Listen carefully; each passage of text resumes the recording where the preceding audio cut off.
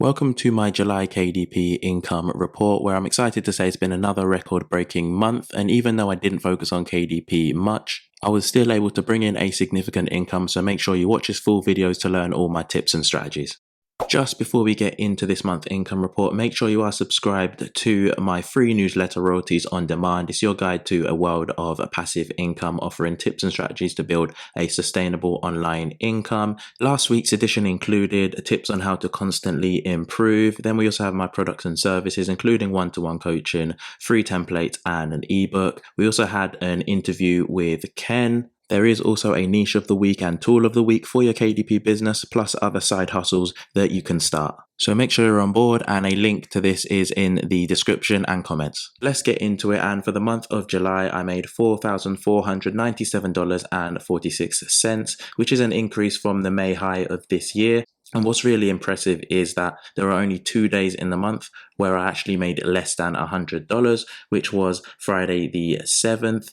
Where I made $78.93, and then Saturday the 22nd, where I made $94.49. Then if you take a look at my highest day, which was Tuesday the 25th, I actually made $201.45. And I'm really happy that it is quite a consistent month. There's not really any wild fluctuations or really low days. It is getting quite consistent, which is a good thing, as it allows me to start focusing and building up other income streams. So this month I actually only created one book, which was an activity book. And I really didn't focus on my ad spend too much, which is why it's much higher than normal. Now, if we just compare it to where I was 1 year ago, you can see that in July 2022, I grossed $952.68. So this year I've increased by 372%, which is an absolute massive increase. And I always show you guys this just for perspective, as this is a result of always learning, fine-tuning my processes. Too many people get locked into where they are now and give up, but definitely try to have a long-term outlook. There's no rush with this business at all, so just don't give up on this business too early. So in terms of the marketplaces, the UK is where I get most of my sales. So you can see I've grossed nearly 4K in the UK. Then in the .com market, I grossed $460.73. And then we have Spain, Germany, France, Australia, Netherlands, and Poland. And that's one of the great things about Amazon. As they're worldwide, there's so many marketplaces that you can make an income from. Next, we'll take a look at some of my best-selling books of the month. So the first is an activity book that actually grossed me over $2,000. It does take up a large majority of my ad spend, but just because it's doing so well, I usually just let it run. The second is actually another activity book which I created quite recently, and it's doing well, although the ad spend on that is a little bit higher.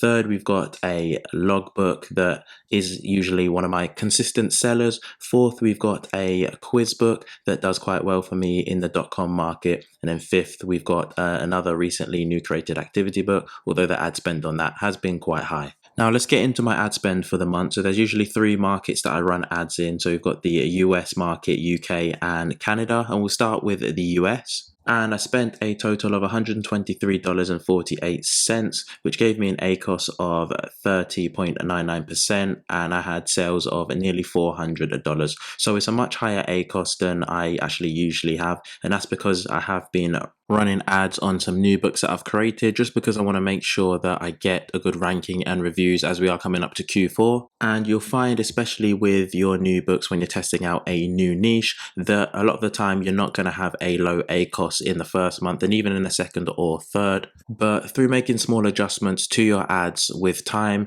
then the ACOS will start to get lower. So even this first campaign here, you see it's got a 19.2% ACOS. I've been running that for over a year now, and when I first started running it, it had an ACOS of over 50%, but with time I was able to reduce the cost per click. I really honed in on the profitable keywords and products, and then I also got rid of the unprofitable keywords and products. And the results came once I kept on constantly doing this. With the UK market, I spent a lot more, a total of $754.19, and this gave me an ACOS of 25.93% and a total sales of nearly £3,000. Again, I'm just trying to make sure I've got some books that are ranked really well for Q4, and again, similar to the US, I've got some really solid ACOS with some books, whereas with my newer books, the ACOSs are higher, but with time I will continue to develop these ads. And finally, we have Canada, where I spent $1.51, but I did not make any sales in this market.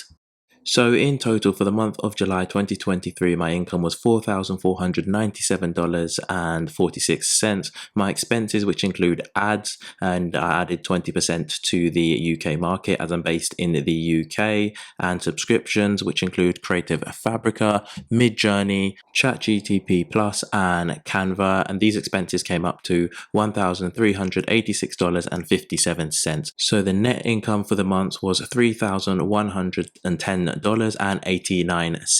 So thanks for watching another video, and let me know how the month of July went for you in the comments.